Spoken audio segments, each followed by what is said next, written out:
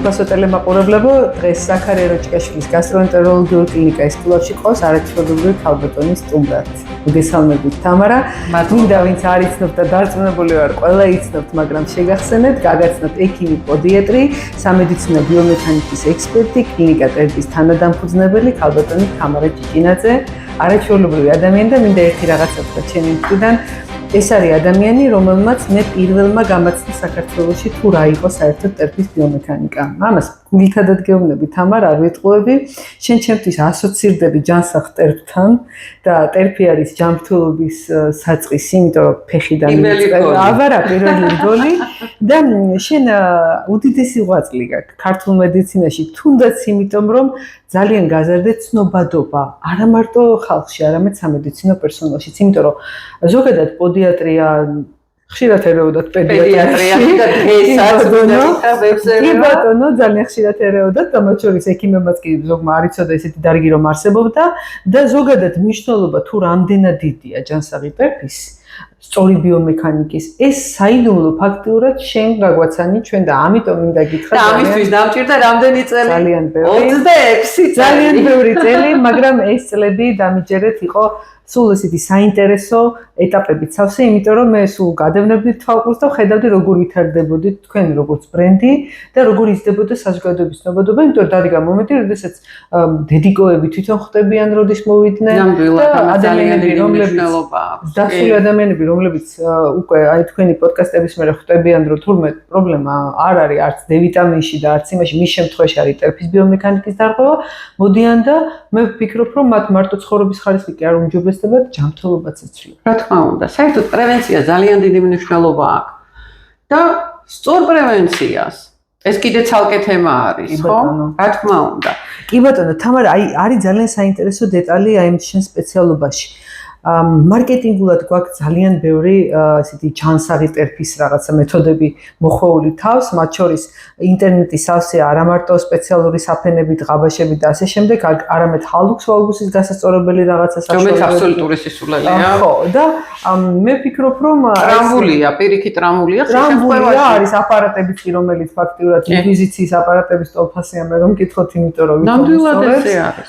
სპეციალური რაღაცა მეთოდები, საფენები, ვარჯიშები მოწოდებული მხოლოდ იმიტომ რომ ნახვა გაზარდოს ამ ხალხმა და გაყიდვებიც და ეს რეალურად საქმეს კი არ ადგება, არამედ პირიქით აზიანებს, ამიტომაც სწორ ექიმთან მიმართვას უდიდესი მნიშვნელობა აქვს, იმიტომ რომ არასწორი მკურნალობა უფრო მეტ საშუალებს აზიანებს.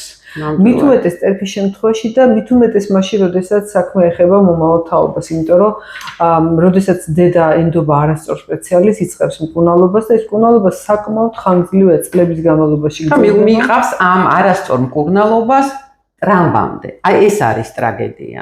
კი ბატონო. საერთოდ არასწორი მკურნალობა რა გითხრათ, ხშირად მე იწვევს ბავშვს ჭირდება ოპერაცია, წარმოიდგინეთ, არასწორი მკურნალობის გამო. როდესაც თუ სწორი მიმართულები წავალთ, შეგვიძლია თავიდან ავიცილოთ ეს ყველაფერი, ხო? ლიზიმ სწორედ აღნიშნა, პოდიატრია, მეგობრებო, არ გეგონოთ პედიატრია, რატომღაც 26 წელი ამაზე საუბრობდა, ძალიან ბევრს გონია რომ ვიძახი პოდიატრია რომ შემეშალო, როგორ უნდა შემეშალოს? პოდიატრია, ეს არის სამედიცინო ბიომექანიკის ნაწილი, ეს არის ტერაპიის ინჟინერია, პოდალური ინჟინერია. ეს არის დიაგნოსტიკა, კორექცია, პრევენცია. და თქვენ წარმოიდგინეთ, რომ ტერაპი არის ფუნდამენტი, თქვენი მოძრაობის ფუნდამენტი. ეს არის პირველი რგოლი, რომელიც თუ დაზიანდა, მიყვება მთელი საყრდენ მამოძრავებელი სისტემა, ხო? კოჭი, წვივი, მუხლი, მენჯბარძაყი, ხერხემალი, კისრის მიდამო, ხშირად მხედველობა და თანკბილვა. ამიტომ ამას ძალიან დიდი მნიშვნელობა აქვს.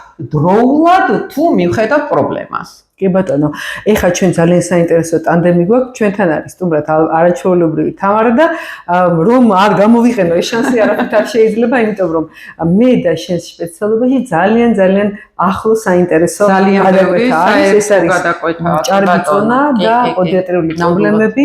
და მე ვიტყოდი რომ ესეთი ხაზგასმით ვიტყოდი რომ ძალიან ხშირად ადამიანები და არა მარტო ჭარბიწონა ზოგადად როგორც სიმსუქნე და ჭარბიწონის მოვლენა, არამედ თუნდაც ორსულობის პერიოდში, როდესაც ადამიანის სხეული ატარებს მომავალ თაობას, დედიკო ატარებს და მისი წონა შედარებით უფრო მაღალია ვიდრე ჩვეულებრივ არაორსულ ხალბატონში უნდა ყოფილიყო, ესეც დამატებითი დატვირთვაა ტერფის და განსაკუთრებით ორსულებში ხშირად გამიგია რომ აი იცით ფეხსაცმლის დაუშვათ ხარისხის უჩივიან ამბობენ ხოლმე რომ იცით რა ფეხი გამეზარდა შემიშუტდა დამეღალა რაღაცა სხვადასხვა და ამ დროს პრობლემა მდგომარეობს ერთ-ერთი ეს არის შეძენილი პრობლემა ეს შეიძლება არ აწუხებდეს განსაკუთრებით მეგობრებო ორსულობის ბოლო ტრიმესტრზე მაქვს საუბარი ამ დროს ბავშვის წონა ხო იცით მატულობს შესაბამისად მაგრამ ნახეთ რა ფაქტორია თქვენმა ორგანიზმმა არ იცის თქვენ იქ ბუნებრივი მშობიარობა გექნება თუ საკეისროს აპირებთ არა ორგანიზმი ემზადება ფიზიოლოგიური მშობიარობისთვის ყველა სახთას არის ხდება როგორი ჰიპერმობილური ეს არის ნორმა აი ზუსტად ამ დროს როდესაც სახსრებია ჰიპერმობილური და პლუს არის ჭარბი წონა ძალიან ხშირია ტერფის შეძენილი დეფორმაცია რას ნიშნავს შეძენილი დეფორმაცია? იქ შეიძლება რაღაცა მინიმალური ხარვეზი იყო, ეხლა აბსოლუტურად სიმეტრიული არ გიგონოთ, რომ ვინმე ვართ. ნამდვილად არ ვართ, უბრალოდ ეს ან გვაწუხებს, ან არ გვაწუხებს, ან დროთა განმავლობაში რთულდება. ამაზე მაქვს საუბარი. და როდესაც შეატყობს მომავალი დედა უკვე, რომ სიმძიმის ჯნობა აწუხებს კიდურებში, ტერფმა დაიწყო დეფორმაცია, ფეხსაცმელმა დაიწყო სპეციფიური წვეთა. რა თქმა უნდა, შესაძლებელია დროული დიაგნოსტიკა ინდივიდუალური ღაბაში, ხო, ვარიკოზი სხვათა შორის, ვარიკოზის პრევენციის ერთ-ერთი საშუალებაა, იცით რატომ ტერფი რო სწორ პოზიციაში ბრუნდება, რესორული და ტუმბოს ფუნქცია არის უკეთესი. ამასაც ამხელა მნიშვნელობა აქვს, ხო? ამიტომ დროულად თუ მივხედავთ, რა თქმა უნდა, ძალიან ბევრ პრობლემას ავიცირებთ თავიდან. ეხლა არ ეგონოს ვიღაცას, რომ ყველას სჭირდება. არა, მე ამას ყოველთვის ვამბობ. ეს ტერაპიის დიაგნოსტიკა, ეს სუპინატორი, პრონატორი, კორექტორი, დიაბეტური 1000-ნაირია. ინდივიდუალური ეს ცალკე ის რა ქვია კონფიგურაცია, მაგრამ ყველას არ ჭირდება.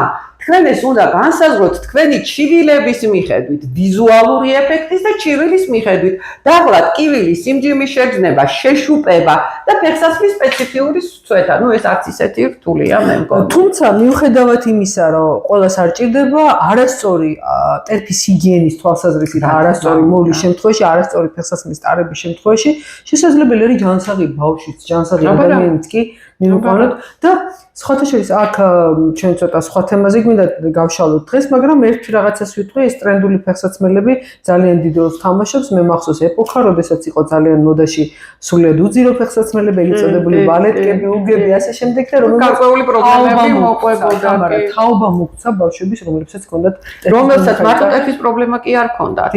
იმას ამ ბავშვებს ჰქონდათ ხერხემლის პრობლემა. კი ბატონო, მაგრამ ეს არის თავიდან თავის ხაწესი იყო ტერფი, რა თქმა უნდა, დაირღვა ტერფის ბიომექანიკა და ამას მიყვა მთელი საქმე მამოძრავებელი სისტემა. დღეს წარმომიდგენია შენთვის რა მძიმე, როდესაც ქუჩაში გადაადგილდეთ ისევე როგორც ავტომატურად ეს კოინციდენტი პროფესიონალური ადამიანი რო გაილის უკვე ვიცი ტერფის პრობლემა ხერხემლის და ბაზარი ფასარია გამოსაცვლელი. კი, ეს არის ძალიან ხშირად გვემართება იქიმის ხანდახან გვაქვს სურვილი და ბედავთ კიდეც რაღაცა მიმართულება შენიშნა მივცეთ, მე ცოტა ხნის წინ გამოვიშვი შენსკენ პაციენტი, იმიტომ რომ ძალიან შეწუხდი, გოგონას ჰქონდა გამოხატული პრობლემა ტერფის და ეცვა ძალიან ისეთი გაპრანჭული ფეხსაცმელი, რომელიც დარწმუნებული ვარ უფუჭებდა საქმეს. ეს გაპრანჭული ფეხსაცმელი ზოგჯერ მეგობრებო, ყველაფერი შეიძლება. ეხლა მე იმას კი არ გეუბნებით, რომ კოხტა ლამაზი ფეხსაცმელი არ ჩაიწვათ. არა, ამას არ გეუბნებით, მაგრამ როდესაც არის ტერფის პრობლემა და იცით რომ არის ტერფის პრობლემა, ამას მოერიდეთ, რაღაც გარკვეული პერიოდი კი ბატონო სტუმრად მესმის, მაგრამ ძირითადი დატვირთვა არის ამ ინდივიდუალურ ღაბაშზე და რა თქმა უნდა სპეციალური ვარჯიშები. ეხლა არ არის არ ეგონოს რომ ეს ინდივიდუალური ღაბაში მართლა ჯადოსნურია და პანაცეა. არ არის ესე. თქვენ ის ვარჯიშებიც უნდა გააკეთოთ, რასაც მე შეგირჩევთ, რა თქმა უნდა ინდივიდუალურად. მთელი სქემა კი არა, სხვადასხვა პათოლოგიებისთვის არის სხვადასხვა სქემა. ჯერ ესეთი ბავშვებში ეს არის ძალიან ეფექტური კომბინირებულად შეგვიძლია ტერფის ფორმა შევცვალო და დასრულებშიც რა თქმა უნდა მიკროცირკულაციას აუმჯობესებს, სისხლის მიმოქცევა უკეთესია, შეშუპება არ არის, ტკივილი არ არის და ეხლა დღეში 1-10 წუთი კი უნდა დაუთმო ადამიანმა შეჯაფრებულობას. ჩვენ ქვეყანაშიც არის და იყო ეს კულტურა, ძალიან ბევრი ადამიანი იცავს ამას და მით უმეტეს ცივილიზირებულ ქვეყნებში ძალიან მიღებული პრაქტიკაა, როდესაც ხალხს უნდა წვეულებაზე წავიდეს აი რაღაცა განსაკუთრებული ფეხსაცმელით, რომელიც არ არის სინამდვილეში მიზანშეწონილი, ქუჩაში გადაადგილდება სხვა ფეხსაცმლით, წვეულებაზე მიაქვს სხვა, იცვლის, ჯერ ესეთი უფრო სუფთა მოწესრიგებული ფეხსაცმლით შედის და ამასთანავე ტერფს არ ტვირთავს ხომ ერთად ძალიან კომფორტულია. და პლუს აღნიშნავ ერთ საკითხს, ეხლა ამ ეტაპზე ის ლამაზი და კოხტა ფეხსაცმელიც სპეციალური სილიკონის აქსესუარის გამოყენებით შეგიძლია ძალიან კომფორტულად მოიგროვო და არაფერი არ გეტკინოს. პირველი ქუსლის დამცავი სილიკონი, მეორე წინა ტერფის დამცავი სილიკონი, მესამე მთლიანად ტერფის სტანდარტული სილიკონი, რომელიც აძლევს ამორტიზაციას.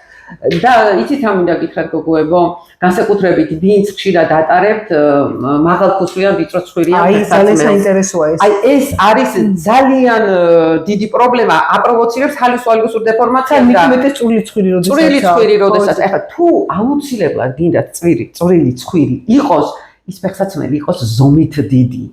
იმაში ჩადეთ სილიკონი თითი მაინც შედარებით არის დრესკოდი ის ფეხსაცმელი და არის და ამიტომ შეიძლება ის წინა ტერფის დამცავი სილიკონი გამოიყენო თვითონ ფეხსაცმელი ზუსტად არ უნდა იყოს კაი ფორმა არ უნდა შეგიცვალოს თითი უნდა თავისუფლად დგებოდეს შიგნით იყოს სილიკონი ფეხსაცმელი იყოს ოდნავ დიდი ამ სილიკონს რო ჩადეთ ის ზომით არ გაგძვრება გამორიცხულია აწევს ცოტა ფეხს და გადაიმისა რომ წინა ტერფზე დატვირთვა იქნება კომფორტული და ეს პირველი თითი არ დაზიანდება პირველი რას ურყავს მუხლები რა თქმა უნდა მუხლი ზიანდება მერე ზიანდება ხერხემალი მერე რა გიკვირდებათ და ძალიან დიდი მნიშვნელობა აქვს ეხლა ფეხსაცმელში ვინც ერკვევა ის კარგად მიხვდება იქ თვითონ ამ მაღალქუსლიან ფეხსაცმელში სად დგას ქუსლი წარმოიდგინეთ სიმძიმის ცენტრი უნდა იყოს გათანაბრებული ქუსლის მიდამო ზუსტად შუა პერიოდს უნდა მოყვებოდეს არც შიგნით იყოს შეზნექილი არც გარეთ თქვენ ამაზე იცი რა ფეხსაცმელს რო ჩაიცვათ ხოლმე ეგრევე მიხვდებით რა საით მიდის სიმძიმის ცენტრი იმის და მიხედვით თუ ეს არ არის გათანაბრებული არ წელი ტკივა როცა ქუსლი ფეხსაცმელს ვიქნოთ მე მგონი მაშინ გუძობთ ხალები ხო მაშინ უფრო გუძობთ რა გვაწუხებს და რა გვაწუხებს კიდე არა ყოველთვის შეიძლება რაღაცა კომფორტულად გამოიყენოთ ის მაღალქუსლიანი და ვიწრო რაღაც ესეთი აზრი მომივიდა. შესაძლებელია თუ არა იმ ადამიანებისთვის, ვისაც გამოხატულად ჭარბი წონა აქვს, დიდი წონა, რაღაცა ერთგვარი რჩევის სახით მიცეთ ხოლმე ესეთი რეკომენდაცია, რომ განსაკუთრებით გაითვალისწინონ ტერფის ბიომექანიკის თავისებურება და განსაკუთრებით შეიჩიონ ფეხსაცმელები. ვინაიდან მათ ტერფზე უფრო დიდი წონაა დატოვილი, მეტი დატვირთვა მიდის და მე ესე მგონია, რომ ალბათ რაღაც გარკვეული პრევენცია იქნება ხო მართალია. ეფექტი იქნება ძალიან კარგი. ეს არ იქნება მარტო პრევენცია. წარმოიდგინეთ ჭარბი წონის შემთხვევაში, როგორი წნევა მიდის თქვენ კოჭზე, მუხლზე, ნეჯბარძაღზე და წელზე. კორეგირება წონასთან ერთად ტერფს სჭირდება აუცილებლად, იმიტომ რომ ერთ მშვენიერ დღეს თქვენი სახსრები ამ დატვირთვას ფიზიკურად ვერ აიტანს. იქ წავა სახსრის ცვეთა. მე არ ვიცახი რომ გინდა თუ არა ხა ჭარბი წონა ვისაც აქვს ყველაზე კოქსარტროზი და გონარტროზი აქვს არა მაგრამ უმეტესობას აქვს ხომ იცით თუ ტერფი არის დეფორმირებული მაგ შემთხვევაში ვიზუალურად შეატყობთ მეგობრებო თუ ტერფი არის დეფორმირებული რას ნიშნავს დეფორმირებული ან შიგნით ტრიალდება ან გარეთ ტრიალდება თავი დაბალია საერთოდ არ არის ან წინა ტერფი შიგნით შემოდის ან დაიწყო ჰალისვალგუსური დეფორმაცია და არ აგვერიოს ის იმაში რა ქვია როდესაც ჩამჯავა მაღალი და პოდაგრა აბსოლუტურად სხვა რაღაცაა იძახიან რომ ერთი და იგივეა მე თუ ჩემო რამდენჯერ გამიგია მისგანაც კი მომისმენია ეს როდესაც აბსოლუტურად სხვა დიაგნოზია შეიძლება გამოიწვიოს უბრალოდ მსგავსი ცვლილება მაგრამ ეს არნიშნავს რომ ცალკე ხალხსვალგუსი ყოველთვის პოდაგრა არა ნამდვილად არ ნიშნავს აბსოლუტურად განსხვავებული მკურნალობა აქვს თამარმა ძალიან სხვა ნუტრიციოლოგია ფეხსაცმელი ყოველთვის იყოს ოვალური ცხვირით თითი იშლებოდეს სიარულის პროცესში, ახლა სხვანაირად ვერ გაჩვენებ, სიარულის პროცესში, აი ამას უნდა აკეთებდეს. ნახეთ, ოდნავ უნდა იშლებოდეს. ესე თუ არის თქვენი ფეხი შეზღუდული, ნუ წარმოიდგინეთ, იქ მეტატარზალგია დაიწყება რაღაც პერიოდში, წინა ტერფის ტკივილი და გადავა პლანტარულ ფასციებში, ძირითადი დამჭერი ფასცია, რომლის ანთებაც იქნება. შეარჩიეთ კომფორტული ფეხსაცმელი. შეარჩიეთ ფეხსაცმელი ოდნავ თავისუფალი, ოვალური ცხვირით. ფეხსაცმელი იყოს დრეკადი, ქუსლი არ იყოს 2 სანტიმეტრზე მეტი, ქუსლის დამჭერი იყოს შედარებით მყარი. ფიქსაცია მოახდინოს, მაგრამ ეხლა ისეთი ქვადარკინა კი არ უნდა იყოს, ფეხი რო გეტყინოს, ხო არა? გამოდით თქვენი კომფორტიდან. საერთოდ ფეხსაცმელს როდესაც ყიდულობ, ის ჩაიცვი და როგორ საერთოდ ტექნიკურად, როგორაც ბიომექანიკურად ფეხსაცმელს რო ჩაიცმევ, აი საერთოდ მიხვედი ხო საყიდლად. ადგები 5 ნაბიჯი უკან, 5 აქეთ, 2 გვერდზე, 2 გარეთ. ფეხი არ უნდა ყანყალებდეს. იმ წუთას ვერ მიხვდები, რომ კომფორტულად არის. ფეხსაცმელს რო იხდი, თუ ის კომფორტულია, არ იძახი რომ თავისვენე. ძალიან საინტერესო. ძალიან იოლია ამის გაკეთება.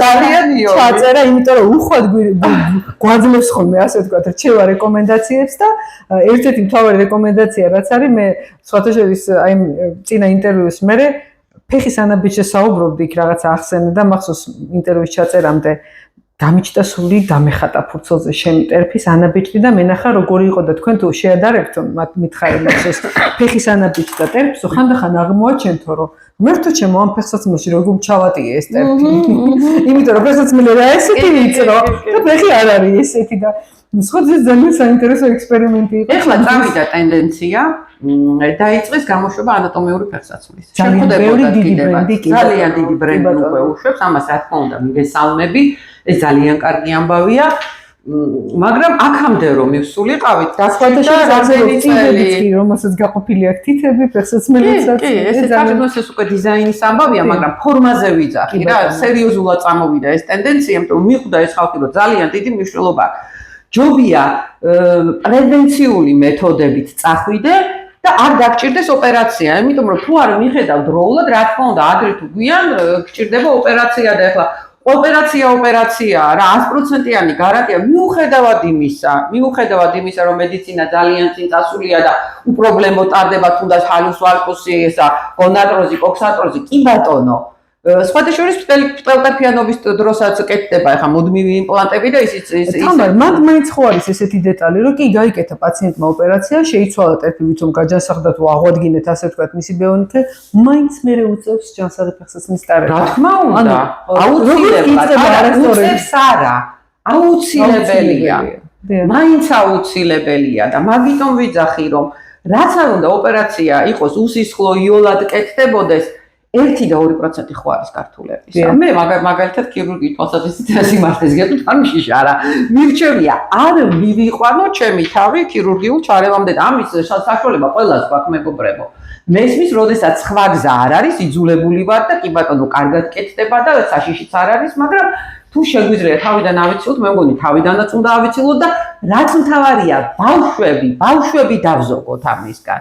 ბავშვებს დროულად თუ მივაქცეთ მეტად რაცა ბავშვებს ძალიან ბევრს აქვს ეს ტენდენციაც არის იმიტომ რომ არ მოძრაობენ არ მოძრაობენ ბავშვები ხო მე ჩემი ასაკი მახსოვს ეზოდა ვერ ამოგვიყვანდა ადამიანი და ეხლა ძირითადად არიან პლანშეტებში ძირითადად არის მოძრაო არ არის ჯანსაღი კვება უმეტესობა საათს ეს ჭაბჭოწონიანობა ეს მოქმედებს მარტო საყრდენმამოძრავებელზე სისტემაზე ხო არ მოქმედებს რატო ეს ენდოკრინოლოგიური პრობლემაც არის ეს სისხლის მიმოქცევის პრობლემა ძალიან ბევრი სისხლიანი წავიდანალური ფონი ირღვევა შობლები ვეღარ ახერხებენ ბევრ სიაროს აი ბევრი ადამიანი არის ისეთი მე ვიცნობ ესეთ ადამიანებს ისეთი სამუშაო გრაფიკი აქვს რომ ვერ ახერხებენ მესმის მუშაობის პარალელურად გასეირნება ფეხი სიარული მოძრაობა და რაღაცა მათთვის ძალიან დიდი დისკომფორტთანაა დაკავშირებული. მაგრამ ის მაინც გავაკეთოთ ხალხო რომ კვირაში ორჯერ ატარონ ცურვაზე. კვირაში ორჯერ მაინც რომ იცურაოს თელიკუნთოვან მყესოვანი აპარატი ცოცხლდება. კუნთები სიმეტრიულად ვითარდება.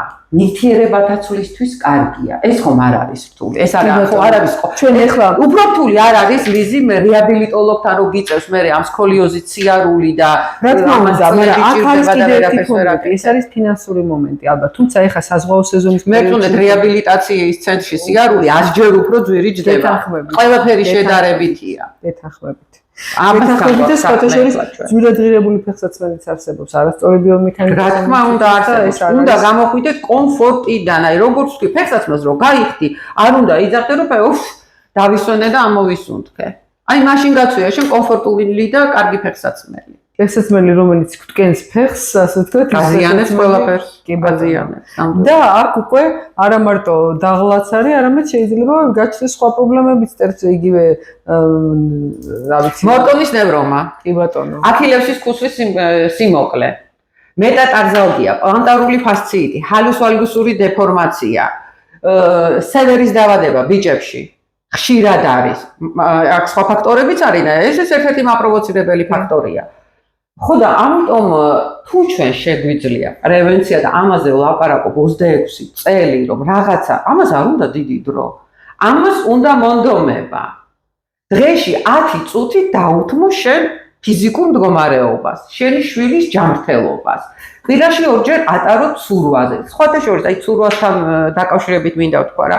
ცურვაზე, როდესაც ხშირად არის ეს შეცდომა და მაგითო გამახსენდა, ხა ეს მარტო ჭაფწონიან ბავშვს არ ეხება, ეს ეხება აბსოლუტურად ყველას. ცურვაზე სანამ მიიყვანთ ბავშვს, უნდა იცოდეთ რა მდგომარეობაშია მისი ხერხემალი. ამას აქვს მნიშვნელობა. ამიტომ შეამოწმეთ ხერხემალი, მერე მიდიხართ ცურვაზე. თუ არ არის სტამდეგობის დარღვევა ან სკოლიოზი, კი ბატონო მიდიხართ იმ ცურვაზე და როგორც გეუბნებათ, თუნდაც ისე ცურავობ და მაინც უფრო გაამახვილეთ ყურადღება ზურგზე, ცურვაზე და ბრასზე. თუ იქ ჩვენ გვაქვს ხერხემლის გამრუდება, აი სადუშვებს ყველა შეცდომას, არ მიდიხართ თქვენ ცურვაზე. თქვენ ჯერ უნდა იმუშაოთ ხერხემალზე, რეაბილიტოლოგთან. როდესაც ეს ჩაჯდება და დაიწყებს ჩაჯდომას, ხო, დადებითი ეფექტი რო ხდება, მხოლოდ მერე მიდიხართ ცურვაზე, თორე ეს სიტყვაზე, აი ესე არის ბავშვი, ხო? შენ ეს მიიყვანე ცურვაზე, ეს შეიძლება არ გაგირთულდეს, მაგრამ მერე ისე გამვითარდება კუნთები და ისეთ იქნება ძლები, ვერაფერს ვერ შეცვლი. ვერაფერს. ამიტომ ეს გაითვალისწინეთ რა, არის თუ არა ტერფის პრობლემა, არის თუ არა ხერხემლის პრობლემა. თუ ეს პრობლემები არ არის, პირდაპირ მიდიხართ ცურვაზე, თუ ეს პრობლემები არის, ჯერ რეაბილიტოლოგი გჭირდება თუ ორთოპედ-ტრავმატოლოგი. რეაბილიტოლოგია მხოლოდ მერე იწყებ ამის დაფიქსირებას ცურვით. აბსოლუტურად გეთანხმები. ეს ძალიან საინტერესო ფაქტია თქვენ ახლა დასახეთ. პროტოკოლი როგორი უნდა იყოს? მოკლე გეგმა. მაგრამ ამისათვის პაციენტი უნდა მოხვდეს სწორ კლინიკაში და სწორ ექიმებთან. და პაციენტმა ელემენტარულად უნდა მოусმინოს. აი ეს 365 ვარ სხვათა შორის რამდენიმე შემთხვევა გქონდა და მე რასაც გეუბნებით, მე იმაზე ვაკეთებ პასუხს, ხო იცით ეს და არა იმაზე რაც თქვენ გესმით, ხო? არა, მე ესე მინდა, ესე არ მუშაობს. ეს მუშაობს სქემა, რომელიც სულ ვაფრთხილებ შობელს. ეს არის სქემა, რომელიც არის ძალიან ეფექტური, მაგრამ ძალიან შრომატევადი.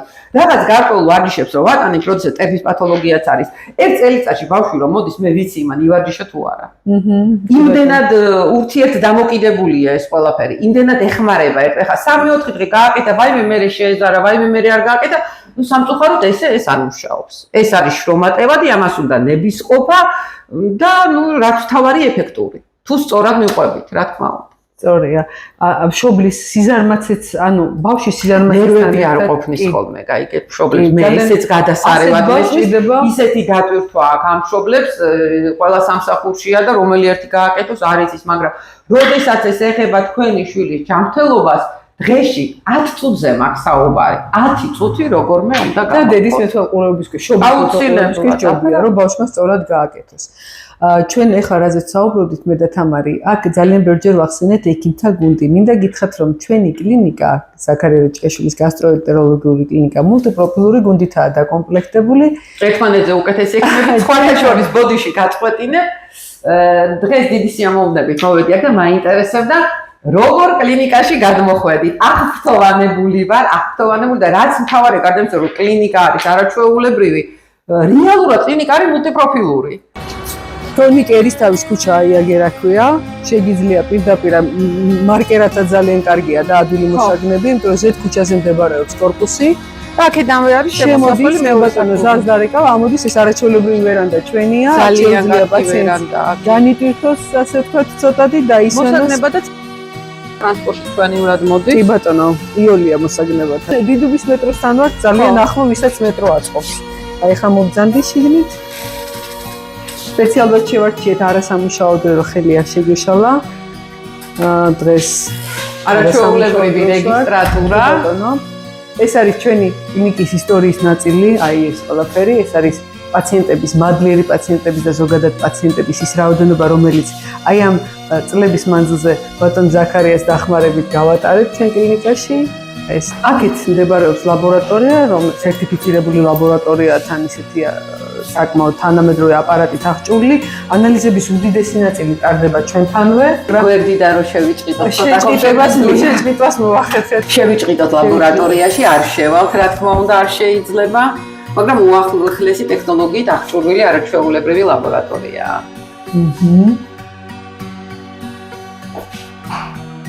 თეორიაში იქიდან პაციენტის მიღების დროსაც ქუჩიდანაც შეიძლება პაციენტი ამ კლინიკის გავლის გარეშე მოვიდეს, ესეც ძალიან კარგია, სხვათა შორის კომფორტული.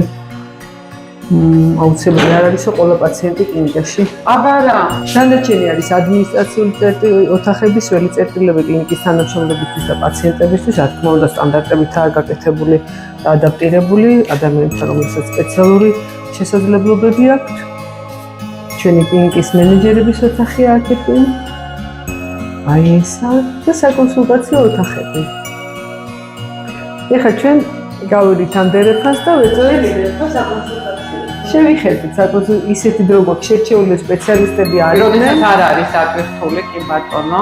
მე ამ ოთახში მაინც დავაკეთებ, ისე არ შევდივარ. აი ბატონ ზაქარია ეთყობა გასული. აჰა. და აი აქეთკენ მინდა განახოთ კი, ესეც საკონსულტაციოა ყველა. ეს დიდია ის ერთ-ერთი საკონსულტაციო, სადაც ფაქტურად მოცდის პალატას არის ესეთ. აი რადიოლოგიური კვლევის ოთახია. ეს ახალი აპარატი გვაქვს რადიოლოგიური კვლევის შეძენილი. და ეს არის ყველაზე ესეც საკონსულტაციოებია.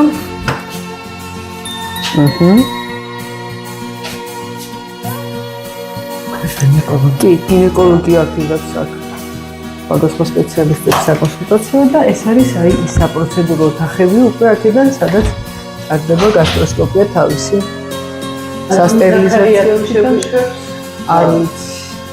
შეიძლება ბატონი თამარი, ბატონი ზაქარია შეგვიშვებს მაგის გარეშე.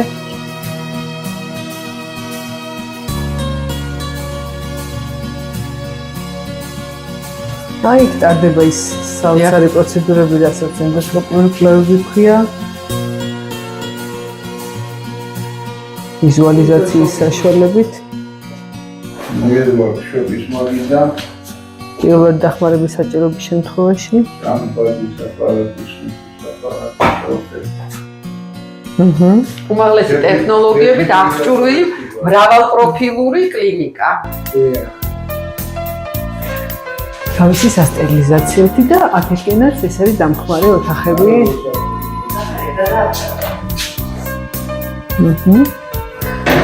ჩვენს აი აპარატს, რომელიც არის ესეთი საკმაოდ ესეთი კარადა, საშუალო კარადა სასტერილიზაციო. არა, ხო. ეს არის აი ენდოსკოპიური საშუალო კაბინეტი სპეციალური და რამდენიმე თავაკია ხედავ კოლონოსკოპი ხედავ.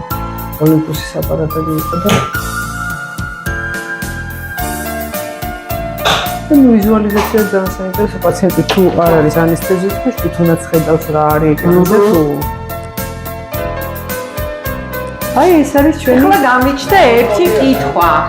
პოდიატრის ოთახი სად იქნება?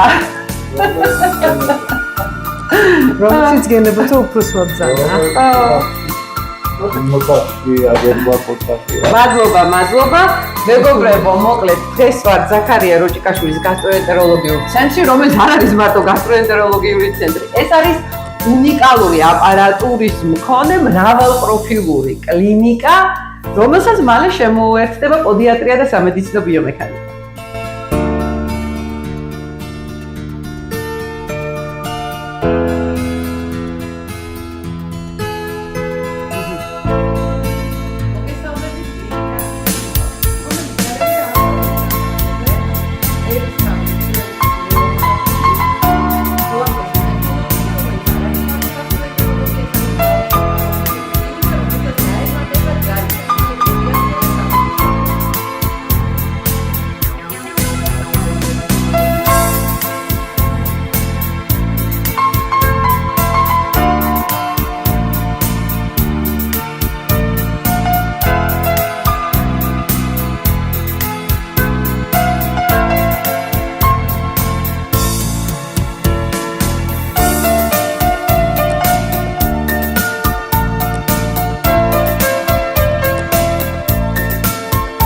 რა პროფილის ექიმი გინდა რომ მაგარ დაწყოდე? ყავს გასტროენტეროლოგები, მათ შორის ბავშვთა გასტროენტეროლოგი, ენდოსკოპისტები, ზოგადი ქირურგები, ნუტრიციოლოგი, თქვენი მონამორჩილი. ფსიქოთერაპია, ეპიდემიოლოგია, გინეკოლოგი, ონკოგინეკოლოგი, ნევროლოგი, რევმატოლოგი. ეხლა რომ კითხულობ სიას რამ ხელა ბავშვთა გასტროენტეროლოგი, კარდიოლოგი, არაჩვეულებრივი კარდიოლოგი, ლაბორატორია ყავს, ისეთი ლაბორატორია დავათვალიერე უახლესი ტექნოლოგიით. კი ბატონო, ეპიდემიოლოგი და ფსიქოთერაპია არაჩვეულებრივი სპეციალისტი ძალიან გვეხმარება კვებით აშლილობების მიმართულებით, ოდესაც მუშაობთ.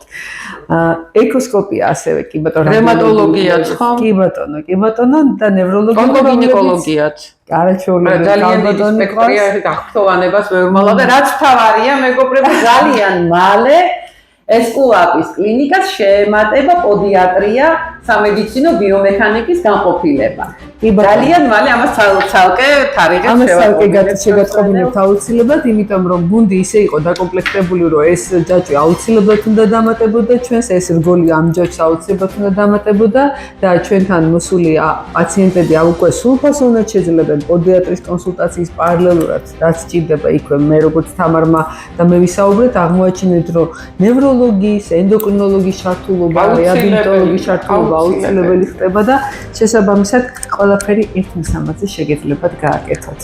ძალიან დიდი მადლობა მინდა ჩემო. მადლობა მოწვევისთვის. ყოველთვის მიხარი ხარ, იმიტომ რომ ხარ ერთ-ერთი ყველაზე საინტერესო და იმპოზანტური რესპონდენტი, რომელიც რო საუბრობს უკვე ესე ჩაგითვლებს თემაში და გაიძულებს რომ დაფიქრდე საკუთარი ტერფის ჯანმრთელობაზე სერიოზულად მიმიღია სხვათა შორის ამასთან დაკავშირებით როგორი ემოციური საუბარი გაქვს ერთი რამდენიმე კოლეგა მითხრა ძალიან კარგი საუბარია ესეთი ემოციური ადამიანი ვარ და სიმართლე გითხრათ არ მიყვარს ეხლა ეს რაღაცა სამედიცინო იმითი რო არის აქვია საუბარი და პაციენტი ვერ იგებს საერთოდ რაზე ლაპარაკები, მე ცალკე უნდა დაგუგლოს და ნახოს რაზეა საუბარი. კი ბატონო, იგი ძალიან საინტერესო ფენომენია, სხვათაშორის მაგ თემაზეც ვისაუბრებთ ერთხელ, როგორია დიაგნოზები და მე მინახია Facebook-ზე, როდესაც პაციენტები სურათებს დებენ და კითხულობა ხომ რა დამეწერა ექიმმა. და მე ერთმანეთს ეხმარებიან გარჩევაში. ყველას უნდა ესაუბრო თავის ენაზე, ექიმებმა ისედაც იციან ეს ლათინური სიტყვები. კი ბატონო. ასე რომ ჩემო თამარ ხელოვნური ინტელექტსაც კი რო კითხო ჩვენ კლინიკის შესახებ ძალიან ბევრ საინტერესოს კითხვა არ ჭირდებოდა მაგრამ მაინც კი ბატონო კლინიკაში ჩვენ ძალიან დიდი მულტიპროფილური გუნდი გვაქვს როგორც ახსენეთ და ეხლა შემოგვიერთდება არაჩვეულებრივი ქალბატონი ექიმი პოდიატრი ტერფის სამედიცინო ბიომექანიკის ექსპერტი ქალბატონი თამარა ჭიჭინაძე შეგახსენებთ რომ ჩვენი კლინიკა მდებარეობს ქალაქ თბილისში თორნიკე ერისთავის ჩიხი ნომერი 1 დიდუბის მეტროს ზევით მეორე სართულზე